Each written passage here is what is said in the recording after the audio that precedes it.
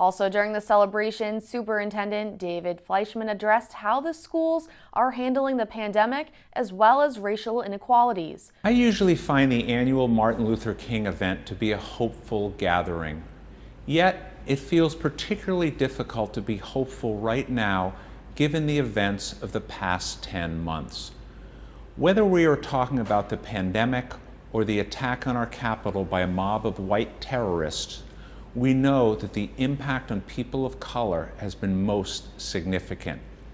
The inequities in education have disproportionately impacted students of color and further highlight the need for us to strengthen our district's commitment to issues of race and justice, particularly as we move forward from these twin crises.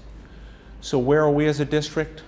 Over the course of the past year, I have spoken with many black students who have shared painful experiences of their time in our schools.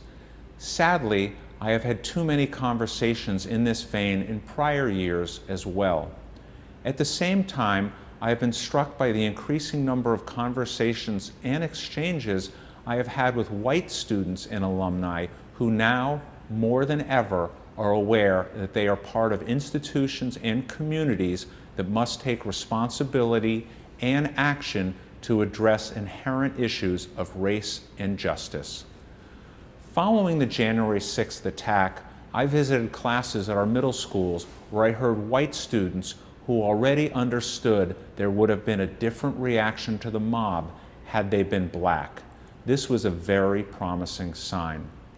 I'm also heartened by the passion of our educational leaders and faculty as they engage in critical work to create anti-racist structures, ideas, and practices in order to cultivate a culture of equity in which all students will thrive.